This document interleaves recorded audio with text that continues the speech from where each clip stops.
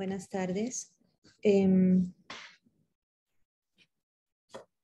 Soy la maestra en Historia del Arte María Teresa Acosta Carmenate. Soy doctorante en Arte y Cultura por el Doctorado Interinstitucional en Arte y Cultura, adscrita a la Universidad de Guanajuato.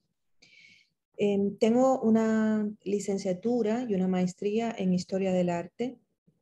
He sido profesora de variadas asignaturas, sobre todo aquellas que están dentro del ámbito del arte no occidental. He sido por algún tiempo profesora de arte africano y mis investigaciones giran en torno al análisis del arte latinoamericano o al arte que se produce en América, en América Latina, y todo lo que conlleva los procesos diaspóricos y transculturales en los procesos del trabajo de la imagen, sobre todo en la imagen visual. A mí me ha tocado dentro de esta extraordinaria e interesante The Round Table de 1949, trabajar con el doctor Robert Goldwater, quien quisiera presentárselos. Robert Goldwater es o fue un historiador del arte norteamericano, básicamente neoyorquino, especialista justamente en arte africano, que escribe en 1937 su tesis doctoral sobre arte primitivo y arte moderno. Es Goldwater considerado uno de los primeros estudiosos de este tema. Él, en 1938, un año después, esta tesis, que tuvo un gran impacto para la época, se convierte en un libro titulado Primitivismo en la pintura moderna, relaciones entre el arte tribal y la pintura del siglo XX. Las investigaciones para la tesis y para el libro las realiza justamente en su estancia, en una de sus estancias en París. En 1957 dirige lo que sería el primer museo de arte primitivo en Nueva York, y que Nelson Rockefeller fundaría con una exposición, con una colección privada sobre este tema que él poseía. Esta exposición, este museo se abre precisamente en la 15 del West de la 54 Street en Nueva York. En 1957, Goldwater realiza también una primera exposición de arte africano, una de las primeras exposiciones de arte africano en la ciudad, y imparte clases de historia del arte en la Universidad de Nueva York también para este año. Va a ser entre 1971 y 1973 que dicha colección de arte primitivo, que pertenecía a este primer Museo de Arte Primitivo en Nueva York, pasa a formar parte del Museo Metropolitano de Arte, derivando en algo muy importante, en un departamento curatorial sobre arte primitivo que dirigiría para esta época el propio Robert Goldwater. Las bases teóricas de Goldwater ahondan en la obra de Carl Einstein, quien en 1914 escribe Negerplastik, tenemos del lado de acá, editado en la ciudad de Leipzig, considerado el primer texto teórico que da al arte africano un estatuto de arte de primer orden, considerado además la Negerplastik un manifiesto del arte moderno. En 1920, años después, escribe Einstein de Afrikanische Plastik, iconografía de la escultura africana, editado en Berlín a propósito de una exposición que se realiza en la Galerie 1930 Pigalle, París. Estos libros, tanto la Negerplastik como Afrikanische Plastik, son libros que establecen un juicio teórico sobre el trabajo de la imagen no occidental. Esto es importantísimo para el pensamiento desarrollado por Goldwater, fuera de las consideraciones como productos, agregándolos como producciones artísticas estudiados no solo desde el punto de vista etnográfico, como sucedió durante todo el siglo XIX, lo cual además, o estos libros además rectifican históricamente que el arte africano no puede ser visto fuera de la historia del arte. En 1950, otra de las grandes influencias contemporáneo con Goldwater es Ernst Gombrich, quien publica su historia del arte, que realiza dentro de ella reflexiones también teóricas sobre el arte primitivo, sobre el arte africano y sobre el arte y el arte moderno en general. Y allí Gombrich reconoce en 1950 que existen o que hay obras de arte, obras maestras dentro del arte africano. En este recorrido, por los comentarios que realiza Goldwater en la Mesa sobre Arte Occidental de 1949, iremos descubriendo otros preceptos sobre los que se establecen sus consideraciones y discordancias. Durante el desarrollo de la mesa, podemos ver que Goldwater coloca el asunto de la belleza como relativa. El concepto de belleza para este autor es algo fuera de lo común, es elástico y se arrastra por siglos. Y al reflexionar sobre lo histórico expresivo, Goldwater expone que esto es irreconciliable, puesto que el orden histórico de las cosas externas se enfrenta a la expresión de emociones, personalidad del artista o lo que es provocado por colectividad, individualidad, y estos son dos puntos de vista muy diferentes dentro de la obra de arte.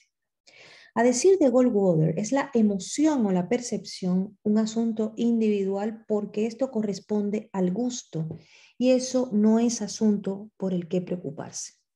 Goldwater se acerca al tema de la contraposición dada por la autoconciencia del artista, esto que no parece ser coincidente con los estilos colectivos de civilizaciones como las que podemos encontrar en África en su producción de objetos y formas. Esta distinción que el autor reafirma como un problema dado por el concepto individuo, sociedad y no artista, como algo reconocible de forma natural.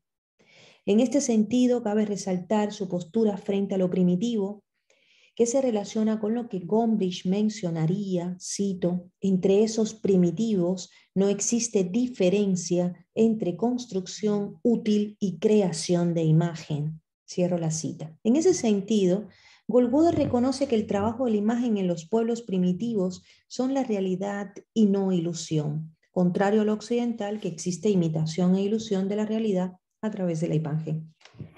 Cito a Gombrich para sustentar esto o esta postura de Goldwater, citando, en una ocasión, al dibujar sus animales un artista europeo, los nativos se alarmaron. Si usted se los lleva consigo, ¿cómo viviremos nosotros? Cierro la cita.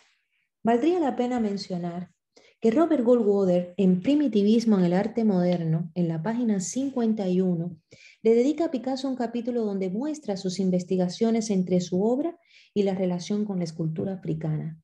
Ubica un termómetro a lo primitivista cuando señala que Picasso pertenecía al primitivismo avanzado. Se refiere a que el artista extrae de forma segura, clara y concisa tales elementos. Expone además una nomenclatura para el primitivismo romántico, emocional e intelectual, que asocia a movimientos o artistas contrastando y no homogenizando el trabajo del arte moderno cuando miró a estas otras formas de arte. Él mismo dilucida y aclara que el encuentro con las culturas indígenas no es una casualidad por parte de los artistas del siglo XX, sino que se lo deben a artistas como Paul Gauguin, quien se sintió atraído por lo paradisiaco y lo colocó como otra posibilidad de lo estético, siendo que Gauguin, al modo de decir de William Rubin, cito, es el pionero en el estudio y la proximidad in situ de lo primitivista. Cierro la cita.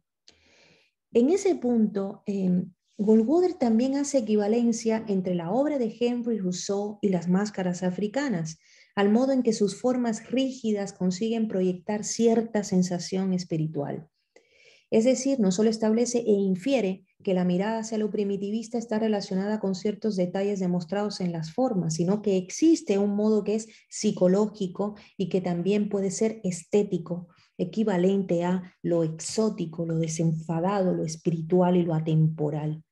En 1982, dentro del Museo de Arte Moderno, se le dedica un espacio exclusivo a la exposición de la colección de arte primitivo heredada del Museo de Arte Primitivo y no será hasta 1984, donde muchas de las obras expuestas correspondientes a la década anterior, la de los 70, mostraría a artistas formados en el ámbito universitario que se interesan por la arqueología y la antropología.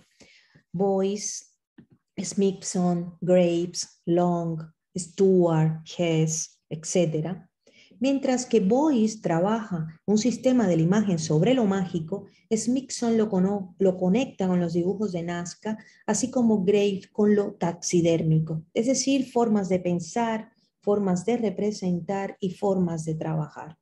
Luis Canitzer llamó esta etapa del arte occidental primitivismo informado. Es una manera de ver también aportes más adelante de lo que Goldwater mencionaría para los años 40-50. Más adelante, el trabajo sobre lo primitivista será uno de tipo in situ, un in situ muy diferente al de Gauguin, o de bitácora. ¿Sí? Artistas como José Bedia y Ricardo Rodríguez Bray partirían de un trabajo sobre y desde la ritualidad. De cierta forma se entiende que la postura de historiadores del arte cercanos al arte moderno procuran entender que los artistas del siglo XX estaban más preocupados por la originalidad y no por lo excelso. Goldwater estaba convencido que es en el arte tribal donde esa complejidad de lo expresivo y la simplificación formal, el discurso de lo moderno, aclara su sentido. Es Gombrich quien reafirmase, cito, es fácil comprender que tal imagen o imágenes cautivara tan poderosamente a una generación que ansiaba evadirse del callejón sin salida del arte occidental. Cierro la cita. Por otro lado, el concepto de integridad con referencia al artista parece colocarse en esta mesa como un problema con la comunicación y al mismo tiempo se intenta relacionar su integridad a lo que él es fiel, digamos, con el problema de lo ininteligible que parece significar que no le preocupa a la audiencia, así que al artista no le preocupa a la audiencia. Pero aclara Goldwater que esto de preocuparse por la audiencia es un problema del ser humano en general y de esos problemas se ocupan otras disciplinas, incluida la comunicación y no el arte. El artista define el término de su obra independientemente del espectador. Por eso una obra de arte no pretende comunicar, no está inscrito en los procesos emisor-receptor. La comunicación estructura lenguajes legibles, lo que se dice es lo que se debe entender. Una obra de arte, en cambio, es anfibológica. Con ello, Goldwater expone desde entonces criterios contemporáneos al análisis de la obra de arte en cuanto a la aparición de la imagen. Es también en 1950 que Alfred Barr, primer director del Museo de Arte Moderno de Nueva York en 1929, envía una carta al editor de College Art Journal para cuestionar aseveraciones hechas por Hernán Gunther en el artículo Material Culture in the Museum and Primitive Art. Gunther enlista en lo que considera son históricamente las exposiciones más importantes de arte primitivo en territorio de los Estados Unidos. Menciona que la primera exposición de arte primitivo en el país fue en 1939 en el Golden Gate sobre culturas del Pacífico, México, Perú y arte de los indios de Estados Unidos, estos últimos objetos de la Oficina de Artes y Oficios Indígenas que dirigía entonces René de Harnoncourt. Más adelante, la misma autora afirma que estas expos se liberan de lo etnográfico y se exponen como calidad, dando a entender por calidad arte. Y dieron paso a las exposiciones de arte indígena en el Museo de Arte Moderno, Nueva York, en el Museo Young, en Scripps College y Mills College, San Francisco, 1948, 50 y 45, en ese orden señalado. Para Barr, esta visión es limitada histórica, artística y estéticamente, ya que critica que la señora Gunther haya visto estas exposiciones como introductoras. Viendo Barr una limitación histórica, define que en 1933 Holger Cahill director entonces del Museo de Arte Moderno, incluyó 235 objetos de arte azteca, inca y maya, con un catálogo ilustrado y un estudio académico realizado por el propio Cahill. El austriaco René de Harnoncourt se había trasladado a México en 1925, donde no solo coleccionó arte mexicano, sino que forjó un amplio interés por el arte de toda América, logrando que en 1930 la exposición Mexican Arts itinerara por 14 ciudades norteamericanas. Es de Harnoncourt el curador en 1939 de la exposición Indian Art of the United States, que la señora Gunther señalara como la primera exposición de este tipo en el país, pero que Barr niega, colocándola de Cahill en 1933 como mucho más explícita. En 1944, de Harnoncourt y Alfred Barr gestionaron, junto a la Sociedad de Arte Moderno de México, préstamos para la exposición de Picasso, que aportaría reinterpretaciones a su obra y novedades en el trabajo curatorial que serviría como modelos posteriores. De Harnoncourt se convierte en director del Museo de Arte Moderno, de hecho, entre 1949 y 1968. Robert Goldwater, junto a de Harnoncourt, son los curadores de la exposición Modern Art in Your Life. Esta exposición sucede en el mismo año 1949 de la presentación y participación en The Western Round Table on Modern Art, de la que estamos hablando, del que resulta un catálogo con el diseño de cubierta de Paul Rand, ¿sí? En la primera página de este catálogo puede leerse, entre muchas cosas, cito: las obras de arte no necesitan justificación más allá de su propio atractivo. El objetivo de esta serie especial es demostrar persistentes escépticos de lo contrario, que el arte moderno, como el arte de cualquier época, está arraigado en la tradición y es verdaderamente pertinente a su propio tiempo. Cierro la cita. Goldwater muere en 1973, pero a la luz intuitiva de sus aportaciones al tema sobre lo primitivista y el arte, se da cuenta de lo que no se veía y del énfasis en la forma. Muestra, por tanto, el camino que para los artistas contemporáneos desde los años 60 del siglo pasado en lo adelante sería un aspecto de la imagen a trabajar y obvia de forma notable la diferencia entre lo moderno y lo contemporáneo, así como sus conexiones. Canning será enfatizado, cito, en 1988, el concepto de primitivismo no se refiere al arte tribal, sino a la actitud que Occidente tiene hacia el arte tribal, cierro la cita. Es por ello que Robert Goldwater construyó su mirada con todas estas certezas visuales y teóricas sobre lo primitivo en las esferas de lo europeo por su estancia de investigación en París, además de su casamiento con la escultora francesa Louise Bourgeois, lo latinoamericano, dada por su trabajo en conjunto con René de Harnoncourt y también por lo que sucedería a nivel teórico, curatorial y museográfico en propio territorio de los Estados Unidos. Su punto de vista dentro de esta mesa lo vamos a considerar global e inclusivo, es por ello que puede resultar una voz discordante. Esto es a grandes rasgos mi aportación al tema de Robert Goldwater. Les agradezco mucho y nos vemos próximo a alguna mesa de debate, alguna discusión que tenga que ver con este tema. Y muchas gracias a la invitación del Congreso y de la doctora María Eugenia Rabada.